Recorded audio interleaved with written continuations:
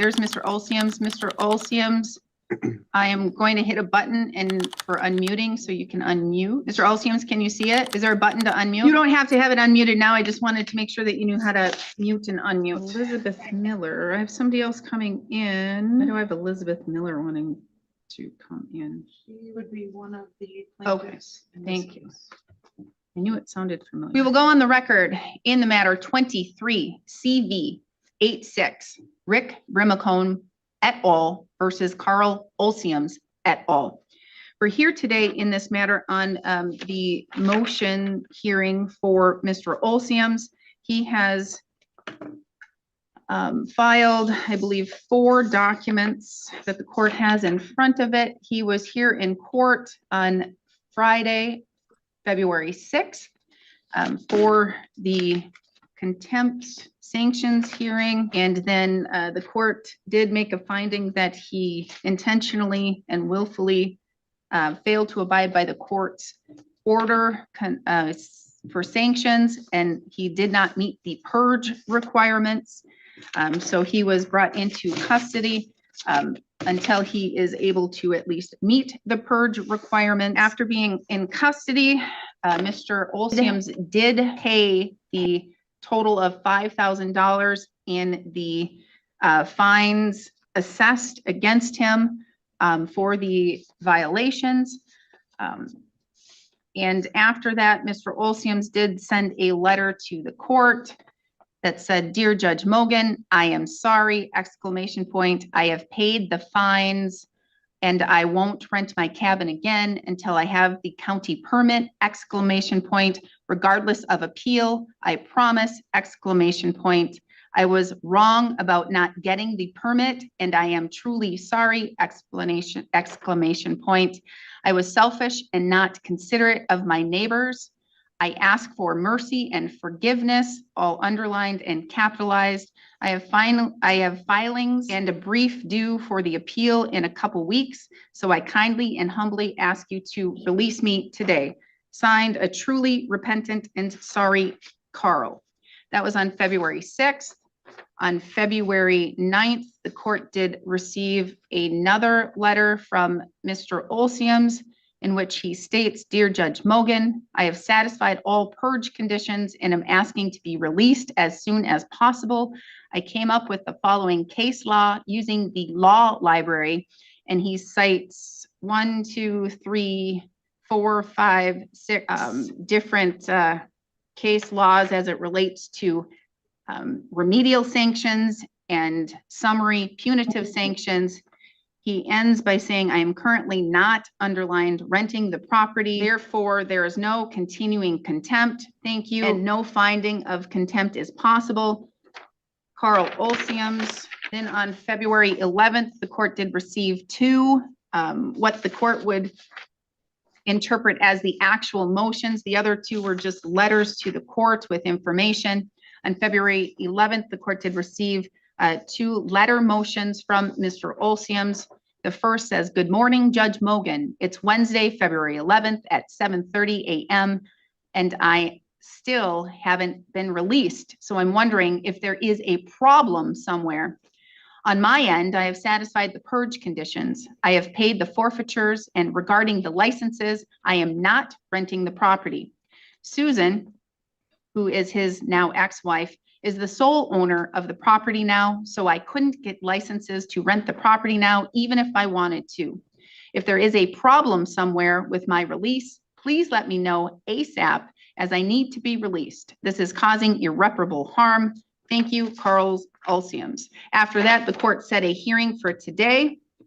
However, shortly after receiving that letter motion, the court did receive another motion, written motion from Mr. Olsiums, looking more like a legal document, and says, "Motion to immediately release Carl Olsiums from custody." In it, he says, "Introduction and argument. Carl Olsiums was placed in custody until he performed purge conditions of his detainment. The purge conditions are to pay forfeitures and to obtain rental licenses from to short-term rent that the property in Burnett County.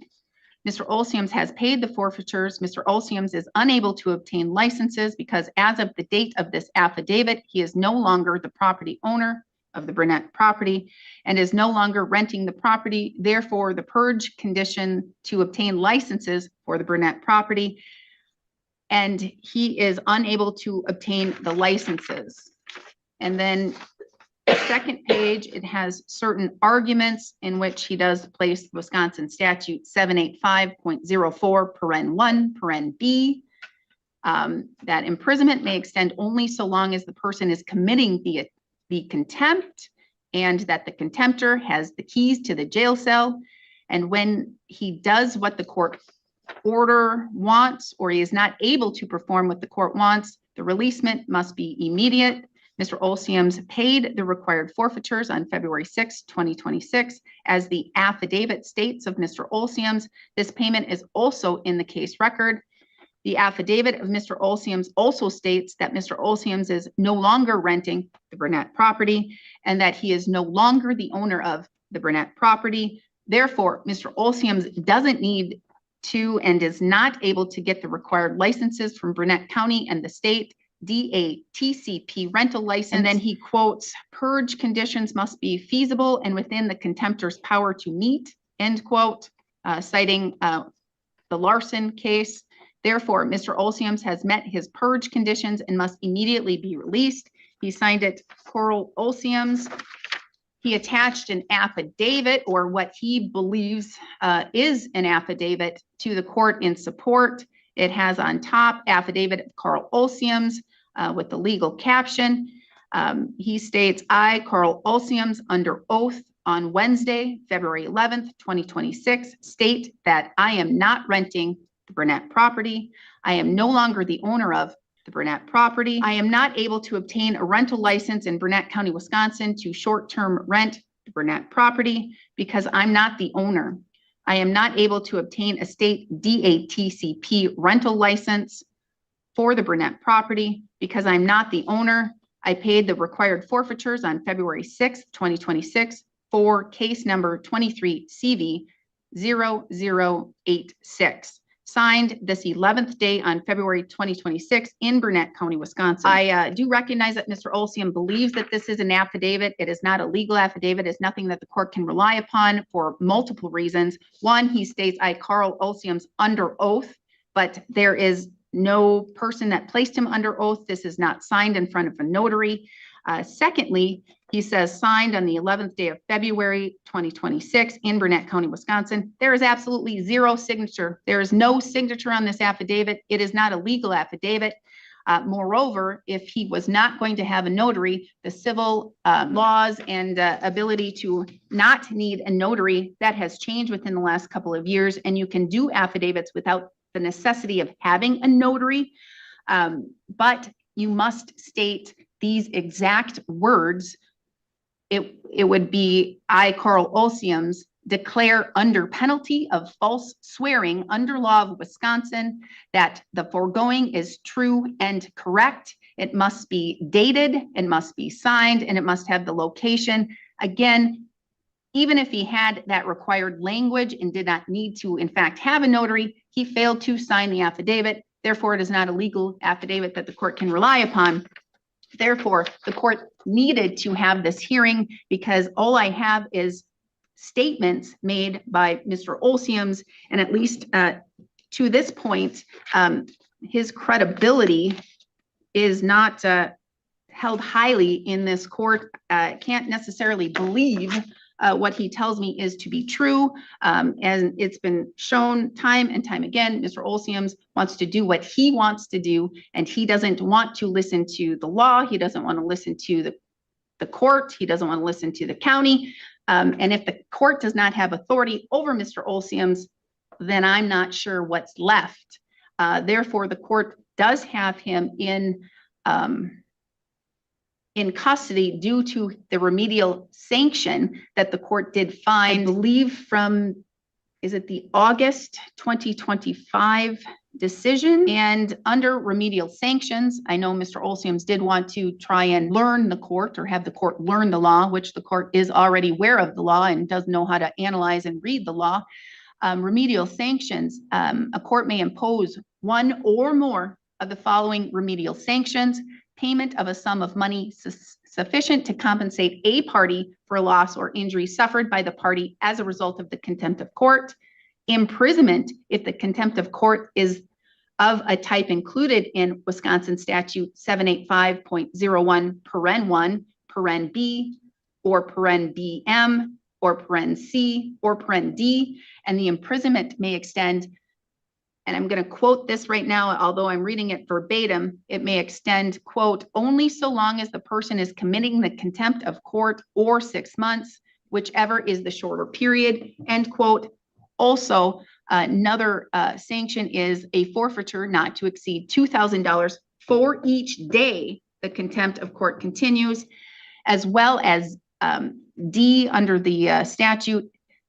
Again, I quote, an order designed to ensure compliance with a prior order of the court, end quote. And E under that statute for sanctions, and I quote, a sanction other than the sanction specified in paragraphs paren A to paren D, if it expressly finds that those sanctions would be ineffectual to terminate a continuing contempt of court, end quote.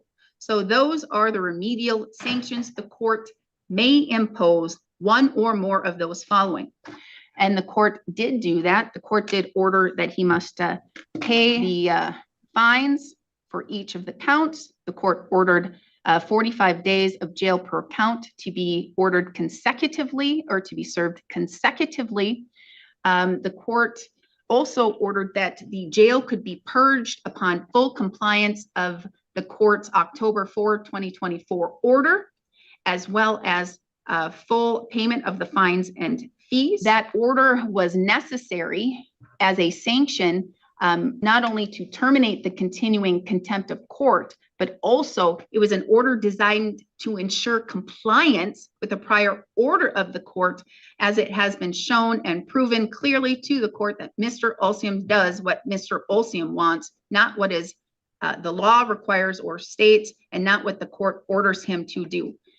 So that order was necessary to ensure compliance with a prior order of the court. And under the remedial sanctions, the imprisonment, if the contempt of court is a type included in Wisconsin statute 785 paren 01, paren 1, paren B, it would mean it would have to be intentional, as it was here, and it would be fitting for Mr. Olsium's disobedience, resistance, or obstruction of the authority, process, or order of the court, which again, here in this case, because the court did find that he engaged in intentional disobedience, resistance, or obstruction of the authority, process, and order of this court and this court's order. So that's why the remedial sanctions were ordered exactly the way they were ordered and why they were ordered that way. As it relates to whether or not the jail sentence can be concurrent or consecutive, the Wisconsin statute 785 says nothing about contempt sanctions, whether they can be served consecutively or concurrently. However, the legislature has given the authority to the court's inherent power in this area to impose sanctions as the court deems appropriate. And that is exactly what the court did. The court deemed the jail sentences 45 days each, which is very reasonable in light of the fact that the court could have done something more, and did have it be consecutive. This was not a punitive, as in a summary sanction. This was a remedial sanction. And under remedial sanctions, the court may also provide a sanction to stop the past conduct so it does not continue in the future. In this case, the court does have Mr. Olsiums continuing to rent the property. He rents it for whatever period he rents it for, then he stops, then he rents it again, then he stops, then he rents it again, then he stops. So although Mr. Olsiums has argued, and I'll let him fill the court in as to his argument and what he wants the court to understand and to consider, he believes, at least how I'm understanding, that when you rent then you stop because no one's renting, that stops the contempt, and then you rent, and then you stop, that stops the contempt.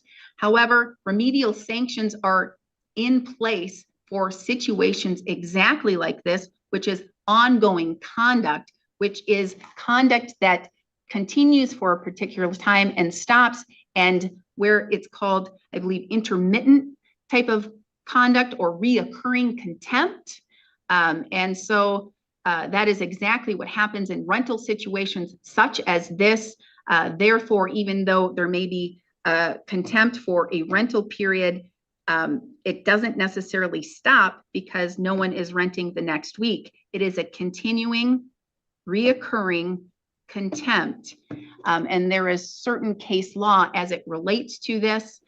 In one particular case, it emphasizes that remedial contempt, refusing to comply with the court's order, the sanction must be designed to terminate the continuing, reoccurring contempt. And that is exactly what the court did do in this case.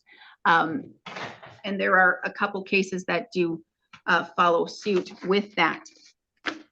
However, I did want to have this hearing so that I could allow Mr. Olsiums to be heard, because he does make statements, although he didn't make any statements at the time of the February 6, 2026 hearing, that he no longer owned the property, that he was divorced from Susan, and that she was awarded the property. He made zero statements that would even infer that that was the case. And in his first letter to the court apologizing, where he indicated that I won't rent my cabin again until I have the county permit, regardless of the appeal, I promise, leads the court again to believe that the property, the cabin, is still his property. As he states, it is his property. In the second letter, he says, I have satisfied all purge conditions and am asking to be released as soon as possible. But he did not at that time, because again, he made no statements that he no longer owned the property, that it was awarded to his wife during the divorce. So at that time, he still did not meet the purge conditions, because he still did not comply with the court's order, applying for both the state and the county short-term rental permits. It wasn't until February 11th, in which the court did receive those two handwritten motions with the non-authoritative or legal affidavit, which he does tell the court that he no longer is the owner, that Susan is the sole owner of the property. That is where the court then did have the need to set a hearing so that the court can understand if he in fact is an owner, if he isn't an owner, and why he didn't make any statement on the February 6th, 2026 hearing, because that could have easily fixed all of this time that he has sat in jail, because there was nothing that the court had in its information or evidence or statements by any party that he no longer owned the property. And again, it wasn't until February 11th, 2026, in which the court had any inclination or any reason to believe he may not continue to own the property. So the court, upon receiving that motion, on February 11th, set the first available hearing date and time that the court could set to let this matter be heard, to provide notice to the parties, as well as to fit it in the court's calendar. So Mr. Olsiums, I am now going to give you the floor for you to argue to the court what you want the court to know, and why you believe you've met the purge conditions. But first, can you please raise your right hand? Do you swear to tell the truth, the whole truth, and nothing but the truth, so help you God? All right, Mr. Olsiums, you may begin. Well, again, Your Honor, we're here because I'm requesting immediate release because one of the purge conditions has been met, and the other purge condition is not feasible and is not purgeable because I don't own the property. Again, you made a comment on the February 6th hearing that I didn't mention, that I don't own the property. I kind of felt like I didn't get an opportunity to mention that. Mr. Olsiums, so you know, I have read all of the, it's called real time, where my court reporter takes down every single word that's said. It's not a legal transcript, but it's real time, so I can see what's being said in case I missed something. I have reviewed every single statement that was made in that hearing. You had plenty of times because you kept saying my cabin, my cabin, my cabin, my cabin, multiple times. So at any time during that hearing, you could have said, I don't own that cabin anymore, but you didn't. And again, I've read it and it's like 95 pages long. So not Okay. one time did you say that. So I would think very clearly about what you're saying to the court. That's Mhm. easily checkable because you are Yep. under oath. Yep, okay, so again, the forfeitures have been paid. Now regarding the licenses, the divorce decree was final on November 7th of 2025. And the Suzanne was, court, I'm going to let you know the court, go ahead. Sorry. okay. So again, the official final divorce decree was final on November 7th of 2025. So we're waiting for the final decree to come out about whether or not to apply for these permits. The divorce decree comes out on November 7th, and Suzanne is awarded sole ownership of the cabin in the decree. And that's again on November 7th, 2025. Suzanne then recorded a new deed with Burnett County in December. And if you look online, you will see that she is the sole owner. Well, I can't Yeah. just look online. I And I have- actually will need to get actual documents of that. Well, I actually have the document on my With you? phone. Yes, I do. I can't take your phone and I don't have No, I your know, but- phone. No, I know that, but I have the document on my phone. I just Okay, need I have the access to- ability to, just so you know, I have the ability to be able to get a copy, but I don't now. I need to hear because quite honestly, when I reviewed and read your motions, I didn't believe you. Okay, well, I'm sorry you feel that way, but again, this is all verifiable fact. I'd be pretty big stretch to say that this divorce decree didn't happen and that she wasn't awarded the sole custody, sole ownership. And for the record, Mr. Olsiums, I do believe you now because based upon your motion, I am taking judicial notice of County of Washburn, State of Minnesota, Family Court Division, court file number 82-FA-24-3716, in which I do have a full stamped copy of your divorce. I was able to get that online with with court records. So I was able to get that. So I could read, and I'm going to let you know, I did read and she was awarded that, but I don't have, I need the proof that it is no longer in your name and that you are no longer going to be associated with it in any way, shape, or form. And I have that. It's on my phone. Her attorney, I actually subscribe to a service that when somebody makes an entry on your property, I got an email, and I saw that her attorney had filed the divorce decree and stating that I was the grantor, and she now has sole possession of the property. And I have a copy. I have a copy of that on my phone because her lawyer sent that to me. So I just need to get the document off of my phone to give you a copy of the actual recorded document that he did with Burnett County. Mr. Olsiums, and also, do you understand what I said about your so-called affidavit and what's wrong with it and why I couldn't even rely on it? Yeah, yes, but I'm sitting here and I have no access to any resources here. I had to plead for a pen. There's no resources in here to do that. So I just kind of, at my best recollection. And that's fine. Did That's fine. And I get that. But the number one thing is you didn't even sign it. I thought I did sign it though. Nope, I think you did not.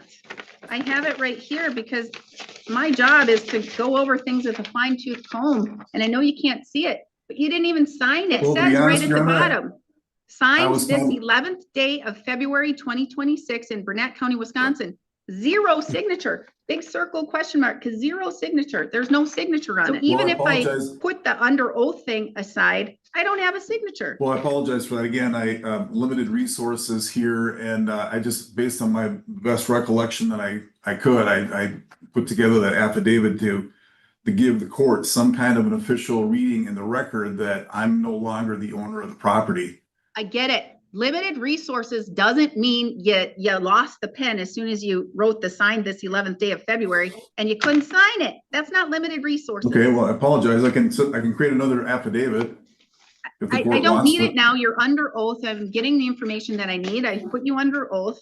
And so I'm gathering the information that I need. And again, I took judicial notice of your Minnesota divorce case, the findings of fact, conclusions of law, order for judgment and decree. And so I read it. I've read all, it's very long. It's one of the most lengthy findings of fact I have ever read in my life.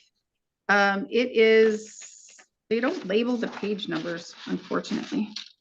Would you It's like very, me to- very lengthy. Would you like me to get you a copy of that official recording that was done at No, Burnett County? you can't, you don't have your phone. And you won't be able to print it and give me a copy. I have ways I can do in order to get it, or I can get a copy of it. I'm not worried about that. I just want to know now that you're stating that it was awarded to your wife. I confirmed that. And that you're telling the court that it was legally transferred to her name only. That's correct. And that happened in December. Okay, so I can look at that. Yes. All right. What else would you like me to know? So then again, just technically the forfeiture purge has been satisfied. The license purge condition is not feasible because I don't own the cabin. And again, on the Larson case, the Supreme Court said that the purge conditions must be feasible and within the contenders' power to meet. Obviously, if I don't own the property, I can't get a license. So that purge condition then is really irrelevant or moot, or because Suzanne now controls the property, not me. Yes, and I need to get proof of that, and that's where we are. And I appreciate the fact that you went to the law library in the jail and that you found a book or something and you wrote down all the case law and all the brief summaries of the cases. I know the law, Mr. Olsiums. I truly know the law. When I got your first letter, you didn't meet the purge conditions. When you got the second letter, you didn't meet the purge conditions. It wasn't until the third letter that I had any inkling that you may be unable to meet the purge conditions. Okay. And then with the additional motion, that's with the affidavit. If it was a signed affidavit, it would be stronger in the court of law, but it wasn't. But again, the 11th was the first inclination that I had that you may not be able to meet the purge conditions. And so that's why I needed to have a hearing so I could hear it from you. It wasn't signed under oath, or it wasn't signed declaring penalty of perjury or sanctions of the court. It wasn't signed at all. So anything else you want me to know? Well, just that I'd like to be released immediately. I have a number of matters and affairs that it's causing irreparable harm. And I need to be released immediately. I appreciate that, but your continuing contempt, your reoccurring contempt, your ongoing contempt, your intermittent contempt, all of that causes irreparable harm to the plaintiffs in this case, as well as to the county and the state, because you're not doing what you were ordered to do.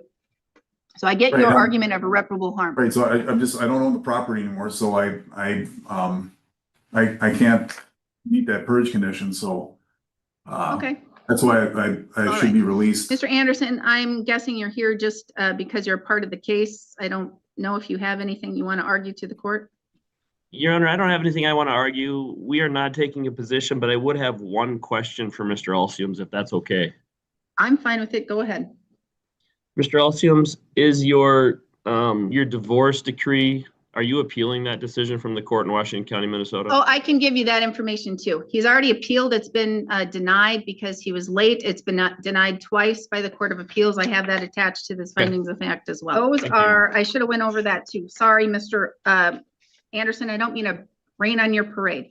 No, that's okay. Just information. But I do have State of Minnesota in the Court of Appeals case number A26-0006. It was dated, oh, it's so hard, January 12th, 2026. How Minnesota does their stamps and things, it's very different from here. And I forgot from my practicing days. Anyway, it goes on to give a number of statements based upon the file, the record, and the proceedings. And because there is a question whether this court has jurisdiction, in the end, the Court of Appeals states that his filing was untimely, and it says applicant's failure to file a jurisdiction memorandum may result in such sanctions as the court deems appropriate, including dismissal of the appeal. And then there is another order. It is not, again, they don't even write as clear as we do here. Another order that says, oh, wait, nope, that other order does, the first order said that he didn't do what he needed to do, and he wasn't in compliance. And then the second order said jurisdiction over this appeal is accepted. So it is in appeal right now. Anything you want to have him state after that, Mr. Anderson? Well, I guess the only other question I would have then, if it is, so they accepted the appeal, it sounds like. So then the question would be, Mr. Olsiums, are you asking that the cabin in Burnett County be awarded to you on appeal? Yes or no? It's a yes or no. Yes. Yes. So, Your Honor, again, we're not taking a position on his request to get out of jail, but the concern, of course, on behalf of my client is that, well, he may not be able to have satisfy the purge condition now, but it's something that'll come up in the future if, it's a big if, but if the Court of Appeals or if he is awarded the cabin in the future. Mr. Anderson, I will point you to that findings of fact, and it is a very good read. I'm going to highlight some of the important things on the record now because it is very applicable to this situation. But Mr. Olsiums wanted to say something first. Yeah, just that, Your Honor, whether I end up with the property back in the future, and if I do end up renting it, as I stated on my letter, I will get the necessary permits from the county and the state if I'm ever in that position again. So, again, I've learned my lesson. I give my apologies to the court. It's kind of a flaw of mine, my personality. Kind of pig-headed and stubborn. So again, I just want to offer my apologies to the court. And again, if I do end up in the position of owning the property again and wanting to rent, with Scout's honor, I will follow your orders and get the necessary permits. And to the neighbors that are listening, I respectfully apologize. Again, in my mind, I didn't think I was being offensive with the rental activity. It was everybody's been behaved. I don't think the police have ever been called. I have strict rules of people that rented. And I, believe it or not, I did think in the back of my mind of when I rented my property to respect the neighbors. So I don't think there's ever been any loud noise. Well, we did go over all of those things, and they were very detailed in the court's October 4th, 2024 order. Right. Well, and then again in the August order, I believe. August 2025 order. Yeah, so just there's never been any loud parties, and you know there's rules and a contract that says if there's penalties for that. So I think it's been pretty respectful, and but again I understand their feelings, and I understand their desire to have that go through the county. So again, if I'm ever in that position again, I will get the necessary permits from the county and the state. All right, thank you, Mr. Olsiums. And to kind of swing back, the loud parties, those things, that wasn't any main argument of any of the plaintiffs. It was the fact that you had 14 to 20 people that were staying at the property at the same time, that it took up not only your parking spaces in your property, but all along the side roads. And that is a very tight space. And that if you were to have complied and done what you needed to do, because you did rent over the 10 legal nights per ordinance, if you wanted to rent over the 10 nights, as you did, you needed to be compliant with state law and county ordinance and have your permits and your licenses, which you didn't. And if you did have those, that's where the county and the state come in and they say, you know what, this is the square footage of the house. This is the number of parking spaces. This is how many people you may rent to at a time. This is how many vehicles you may have. Because again, the off-site parking or not in your parking spaces is again, one thing that the county looks at with short-term rentals. So that's the main argument there. But I appreciate your apology to the court, Mr. Olsiums. And I do understand that your argument is it's a negative characteristic trait of your personality. When I look at the divorce document, there are certain things I want to highlight, and because again, it affects Burnett County, it affects credibility, it affects whether or not the court does trust that you're going to abide by the court's orders. Page 3, so some of the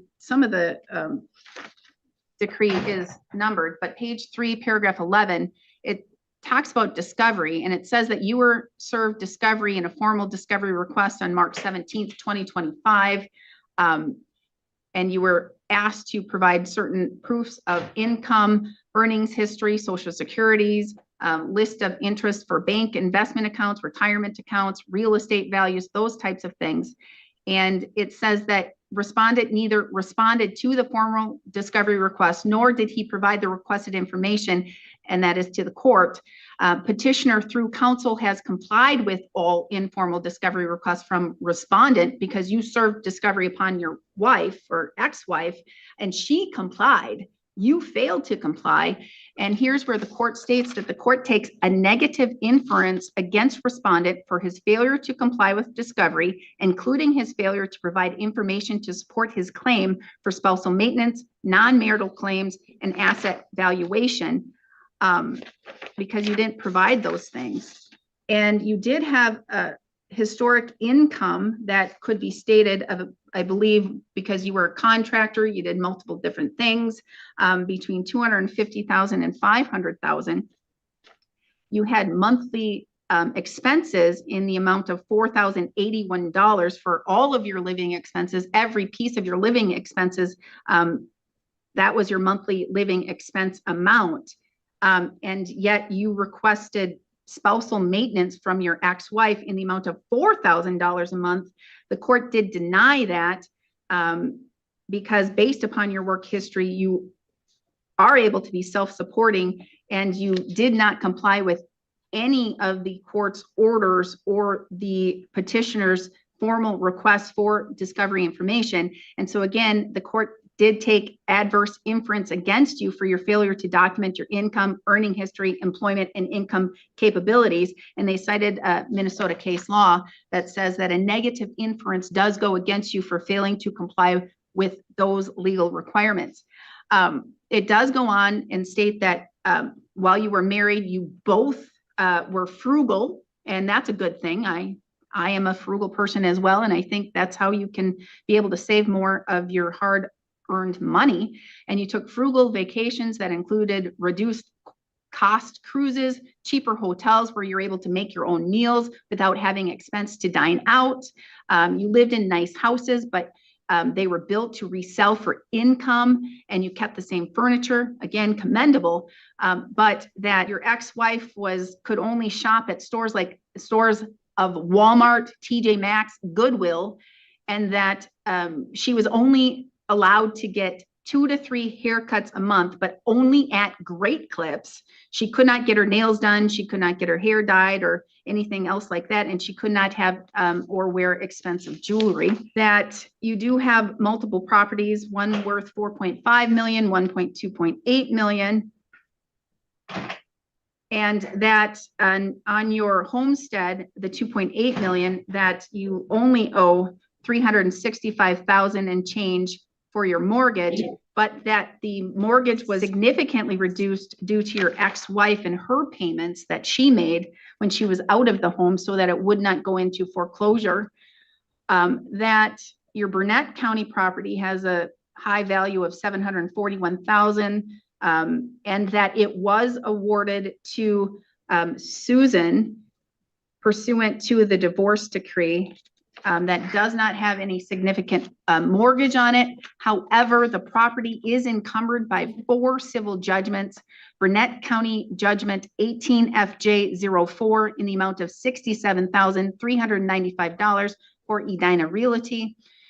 Burnett County Judgment 21SC179 in the amount of $25,119 for the Burton lawsuit. and Burnett County Judgment 23-CV-86 in the amount of $212,306, and that they were awarded your sole responsibility. And even though they are attached to the property, that you must solely pay that, and in some type of payment to your ex-wife that was to be due by February 7th, 2026. You have multiple other judgments in other counties in Minnesota as well as Wisconsin, and those are awarded solely to you for your responsibility. That with the Burnett County property, again, it was awarded solely to your ex-wife Susan, based upon the equalization of the property, which does include an equalization payment that she received this property plus some other things, but you still owed her that equalization payment of $1.55 million, again, to be satisfied by February 7th, 2026. And again, all of the other judgments are your responsibility in all other matters, shapes, and form. And then you did appeal, and the first one was denied, but then the second one, they did say that if you follow and you do all of the things that you need to do for the appeal, that your appeal will be accepted and it will be heard. But again, you have to do all the things that you need to do by whatever deadlines that they have. So that's the information on the record. As to why it's hard to judge your credibility, Mr. Olsiums, not only from all of the statements that were made in court and proved not correct, but in the fact that you were found in contempt many times. But at the last hearing on February 6, 2026, the court did ask you about the payment for the transcript that you did owe to the court reporter, and the fact that that was a lot of difficulty for the court reporter to get the transcript. You indicated on the record that you paid that amount by Venmo in the morning. However, then the court's order went out in the afternoon, but that wasn't correct. And the court said, it's easily verifiable. There's records of when payments were made and when orders went out. And you said, yes, I paid it by Venmo before the court issued an order. That's not correct. That was. I said I made the payment today. I said I made the payment the same day as your order. Yep, and I have, again, I can read it from this real-time transcript, what you said. You did say that, but then you also said, I paid it before the order was issued. You said that multiple times in this record. If you want me to go over and read to you what you said, I certainly can do that. But you said, I paid it before the court issued an order. That is not correct. In fact, that was a lie, because the court issued an order, and then it wasn't until many hours later that you decided to violate the court's order and pay by Venmo, when the court ordered strictly only payment by cash or check to the court reporter, and you paid by Venmo. Again, doing what you wanted to do and not what anyone else told you to do or ordered you to do. Again, with the whole credibility, this was brought up in another hearing, but the court did get the confirmation of it with regards to when I was looking for the findings of fact. The 10th District Judicial District criminal case in which you were convicted of multiple felonies and you were sentenced to 23 months in St. Cloud Prison, but it was stayed for 5 years, and that you must serve 45 days of that in the Washington County Jail, which you did. And the fact that you were convicted of, I believe it was 14 felony counts for swindling, tax evasion, or theft by swindle, tax evasion, and other multiple felonies. And so that goes against your credibility as well. So again, can you see why it's hard to believe your statements that you do not own the property and the court needed to find assurance that you did not own the property, but I do not have any documentation that it was yet transferred to Mrs. Olsiums, or I don't know if she goes by Mrs. Olsiums anymore, but Suzanne. So I need to get confirmation that it was transferred to Suzanne's name only before I can see if you're unable to meet your purge requirements. And it's good to know that you are appealing, and that is part of the appeal, even though I believe that the findings of fact is very thorough, very well written, and goes over all of the information necessary for the Court of Appeals to make a decision in the case. So based upon that information, the court is going to get confirmation that the document, or that the property was transferred to Suzanne and her name only from the Register of Deeds for the title and the ownership. And after I do that, I can make the determination of whether or not you are even able to continue to meet the purge conditions, or if you are unable to meet them due to the reasons stated on the record. Is there anything else you would like me to know, Mr. Olsiums? Just again, if I can just facilitate, I have a copy of that document. Again, I'm just requesting to be released as soon as possible. I can't release you. I can't release you until I have that documentation. And so it's kind of a that's why- catch-22, isn't it? That's why I'm asking, I don't know if you can give me special permission just to get that document off my phone. I'm sure the people would. I can't, that's a jail policy. I can't give them an order to give you a phone, because their policy is not to allow inmates to have it. But I do want to state on the record, Mr. Olsiums, I appreciate your statement and your confirmation that you do recognize that the sanctions order was necessary to stop the continuing contempt, and that you are going to abide by the court's order if and when it is necessary. So I do appreciate that. So I will get the information I need, and I will get an order out as quickly as I get documentation, and then we will see if you're able to meet the purge or you're not. I'm going to ask the captain here if he'd let me get my phone and take that document off. I can zing it up there as soon as possible. Well, That's I'm gonna fine. say again out loud here on the record that I don't need you to do that. I have the ability to get that document. So Okay. there's no need for the captain to give you special privileges to use your phone when no other inmate has the privilege to even touch their phone. Okay. So we'll go there. All right, now I'm significantly behind on my calendar, but I will get an order out and make my determination after I receive the document. Anything further before I adjourn? No, Your Honor. All right. Thank you. I just let into the courtroom. The Samsung, you're muted. I'm asking you to unmute and start your video. I don't know. Can you hear me? Yes, is this Mr. Chavarria? Yes, ma'am. Yes, Judge Mogen. Okay, we'll get to you in just 1 second, okay? Okay, thank you. We will go on the record in the matter 26 CM 24, State of Wisconsin versus Cody Capistrant. The state appears through Assistant District Attorney Jose Vila in person. This Capistrant appears in person with counsel Amber Sherwood. We're set here today in this matter for an initial appearance. At the last hearing, there was some discussion of giving information and having perhaps an amendment to an ordinance or something else. Ms. Sherwood, please update the court. Yes, Your Honor, I spoke with ADA Vila this morning. I do believe that this matter is going to be dismissed in its entirety. Excellent. So formal motion to dismiss, So made, Your Honor. granted. It is now dismissed.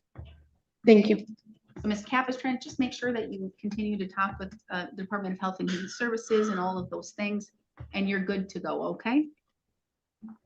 Are you okay?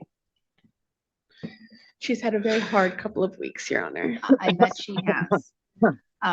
Okay, Ms. Capistrant, if you want to wait just a little bit, Ms. Sherwood can be done in a second. I just have to go over another case with her, okay? So if you want to go have a seat in the back. or you can sit outside, whatever you prefer. We will go on the record in the matter 25 CF 80, State of Wisconsin versus Shane. The state appears through Assistant District Attorney Jose Vila in person. We have Nicholas White, Defense Counsel in person, along with Mr. Cook. We're set here today for a plea and sentencing. Mr. White, please update the court. Your Honor, Mr. Cook was able to get an AODA. I completed that, has satisfied the terms of this offer to amend count 1 to a misdemeanor possession of amphetamine. It's to dismiss and read in counts 2 and 3 for a joint recommendation, cost and fine. Okay, I have a plea questionnaire for you. thank you. Thank you. And Mr. Cook, I do have to remind you that you are behind on your attorney's fees. Yes. I didn't bring my hearing aid today. Do you need a set, a hearing device? Yeah, that way I can actually hear you. Okay. I forgot my hearing aid, so here she's gonna put a thing into my boss to make sure it keeps coming out, so I'll get caught up. Excellent, good. I'm glad to hear that. Thank you. Can you hear better, Mr. Cook? Yes, ma'am. Excellent. Okay, so you're gonna take care of the attorney's fees. You're gonna make sure that it's taken out of your check. That's great. Thank you. Okay, so I have heard the basis for the motion or basis for the agreement that's been reached. I need a motion to amend count 1 from methamphetamine to amphetamine. So made. Granted. Okay, Mr. Cook, I have in front of me the plea questionnaire waiver of rights form. Do you recognize that document? Yes, ma'am. Is that the document in front of you? Yes, ma'am.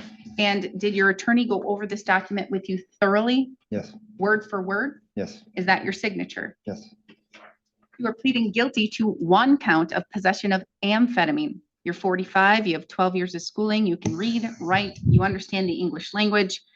Your attorney went over what the state would have to prove your guilt beyond a reasonable doubt and the maximum possible penalties, no mental illnesses or disorders, all correct? correct. You do take a medication. You okay? Yeah. That was loud, so I heard, oh, from contact. Okay, so you do take a medication. Is it a medication that would interfere with your ability to comprehend or to understand things? No, it's just for my asthma, plaque psoriasis, and acid reflux, that's it. Okay, good. So nothing that'll interfere. That's great. Okay, so because you're charged with crimes, you're entitled to constitutional rights, and each of those rights listed on that first page of the plea questionnaire. You're nodding your head up and down, that you know that. Did your attorney thoroughly go over those rights Yes, and you understand them completely? yes, Do you need me to go over those rights with you in any more detail? no, ma'am. Do you understand that by pleading guilty, you're waiving and giving up those rights? Yes, ma'am. Do you understand that if you're not a citizen of the United States, your plea could result in your deportation? Yes, ma'am. Do you understand here, the state would have to prove on or around May 24th, 2025, in Burnett County, Wisconsin, you possessed a substance. The substance was a controlled substance in an amphetamine classification, and you knew or believed that substance was a controlled substance in an amphetamine classification. Do you understand what the state would have Yes, to ma'am. prove? Do you understand the maximum possible penalty upon conviction could be a fine of up to $5,000 or 1 year of incarceration or both? Yes, ma'am. Do you also understand that there is an agreement here for cost only? But do you understand I'm not bound to follow that recommendation? Yes, ma'am. I could sentence you all the way to that maximum possible penalty if I thought it was warranted. Do you understand? Yes, ma'am. Do you still wish to proceed and enter a guilty plea? Yes, ma'am. Did you go over the criminal complaint with your attorney? Yes, In- ma'am. And in particular, that section called the probable cause section where it says what happened and why you were charged with the crimes? Yes, ma'am. You're smiling and nodding your head up and down, so you understand. Yes, ma'am. Okay, and for the most part, are those facts accurate? Yes. Are you pleading guilty to possession of amphetamine because you are guilty? That's a tricky Talk to your, question. attorney before you answer. Brief moment to discuss with counsel.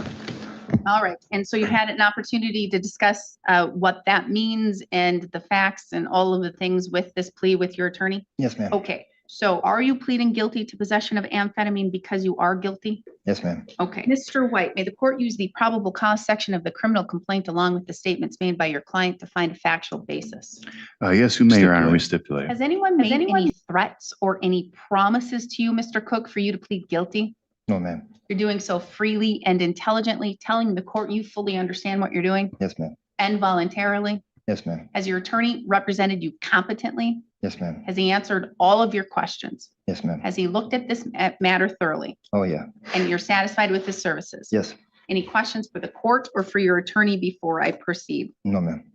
As to amended count 1, possession of amphetamine, how do you wish to plead? Court will find your plea of guilt is done knowingly intelligently and voluntarily. I'm going to find that you understand your constitutional rights and what it means to waive and give up those rights. I'm going to find a factual basis to accept your plea of guilt. Based on that, I will find you guilty of the amended count 1. Count 2 and 3 will be dismissed and read in for purposes of sentencing. A judgment of conviction will be entered today. Before I ask for arguments, Mr. Cook, have you gotten your driver's license yet? No, ma'am. I'm working Where on are that. you in that process? All I gotta do is get enough time to go over and take my test. That's it. Please do that. Yes, ma'am. Because I don't want to see you in front of me for an OAR again. Okay. All right. Okay, so Mr. Vila, argument? Thank you, Your Honor. I would ask the court to adopt the joint recommendation. The crux of this case is that this was a personal use case. Mr. Cook didn't harm anyone. He wasn't dealing to the community. I think he realizes that he needed to get some kind of treatment. He did that on his own accord. As such, I would ask the court to continue to incentivize folks to seek out treatment so that they can continue on their path towards sobriety. As such, I would ask the court to adopt the joint recommendation for costs as being appropriate. Thank you. Mr. White? Thank you, Your Honor. I agree with the prosecutor's summary of this case. It appears to have started with a wellness check of Mr. Cook as he was in his vehicle and as he was exiting the vehicle. The item was found and tested. We've discussed some of the same things that's been brought up today, like his driver's license. That's something he's working on. I'm not sure if an AODA was necessary for that, but he has done one. So I think he's working towards that. We'd ask for this just to be a cost and fine only resolution because Mr. Cook, even though he didn't qualify for a public defender in this case, he does have some financial issues, and by resolving as a misdemeanor, he keeps his housing. He knows he has to work on his driver's license, and he's made that effort to appear in court. The AODA that he did from February 5th actually was done on February 2nd with Jessica Cowder, and I have a letter here from Sue Wheeler, the administrative specialist. From my understanding, Mr. Cook does have a follow-up meeting. It's just something he needs to follow through on. So that's all to his own benefit. I'd ask you to go along with our agreement. Thank you. Mr. Cook? Yep, the 28th, I haven't, she called me back and was asking, there's a couple of questions on there. She said it doesn't have nothing to do with this, but that she would like to talk to me about. So I said, okay, she needs to get back to me with the cost. And then I'll be, it's set up on the 28th, I believe. Excellent. Anything else you want me to know or you want me to consider? Well, just thank you. That's all. Thank you. You've been really polite with. Mr. Cook, I don't know you well, but I know you pretty okay-ish, pretty well, from the times you've been here in court. I want to say you are a nice guy. You do what you need to do. You've even walked from Webster to get to court. I get caught up like everybody else. Sorry, I mean, I like anybody else, I get caught up with, somebody that I shouldn't have been with and end up getting what I got now. And I'm not, that's so far as I'm leaving it. That's, so I just got to make a better judge of who I keep around, I think. I'm really glad to hear you say that because I do think you're smart and I think that you do put in the effort. I think, aren't you on disability or something? No, I Okay. could have been, but I That's chose what it not to was. be. I can still work, so I don't see any reason why I could not just work instead of getting disability. That's what it was. And I respect that. So you do lot. want to work, you do want to be responsible, you do want to take care of things. You're following through with your treatment. You're going to be following through with getting your license. When you can't get to court, I'm going to be watching. And so you have actually walked a very long distance to come to I court. even called the cops one time to make sure I got here. And because and I like that because that shows me that you respect my authority. Well, I do respect the law. I respect the law. I actually really do. It's just sometimes that's all I can say. Sometimes stuff happens and I really hope you are going to be making better choices about your associates and their character and what they do, because all they're going to do, the negative ones are going to bring you down. Yep, even if I don't know what they do, and I just need to be like the sheriff told me, you just need to be like, hey, what do you got on you? What is this? Where you going? If you don't, then just say, hey, I'll just walk. And he's right. And like Dave had said the same thing, just walk away. Stop it before it starts. I'm really glad to hear that because I don't take you for someone who would be using methamphetamine or those I substances. was being stupid. Don't do it again. Oh, no, trust me, I won't. Continue to take control of your life. I think that the agreement is appropriate. You're addressing what you need to address. You're going to continue to complete the things that you need to complete, even outside of this case. So I find that that goes a long way for the court. You're not a safety risk to the public, and you have a good character. So the court is going to follow the joint recommendation. I'm going to assess $443 in fines and fees. You do have 250 down, so you don't have to pay a lot, but that can be taken out in addition to your attorney's fees, and it can be in a reasonable amount that you can afford. Okay, So it can be taken out of your check. So I am ordering that you provide your DNA to the jail. If they need it, they'll take it. If they don't, they'll send you on your way. So when you're done here, you're going to go to the day reporting for jail and see if they need your DNA. okay, You have the right to have it request it be expunged through a written letter to the Department of Justice, not to this court, but to the Wisconsin Department of Justice. It's easy to do. You can Google it, or you can ask Mr. White. He can assist you. You have 20 days to appeal. Should you fail to appeal within 20 days, you do lose that right. I'm going to leave the monthly fee to, I think it's at $50 a month right now. So even combining the court costs, the remaining court costs and fees with any attorney's bills, we'll just keep it at $50 a month until paid off in full. Okay. If you fail to make a payment or you fail to pay it off, not only will the court enter a civil judgment against you because you're always going to owe it, but I will issue a warrant and you can sit up to 6 months in jail. Oh, Very no. important. I will Very pay it. important. I do believe that you will be making those payments. I think that covers everything. Mr. Vila, I believe so, Your Honor. Mr. White. I think that was it. All right. Good luck, Mr. Cook. Thank you.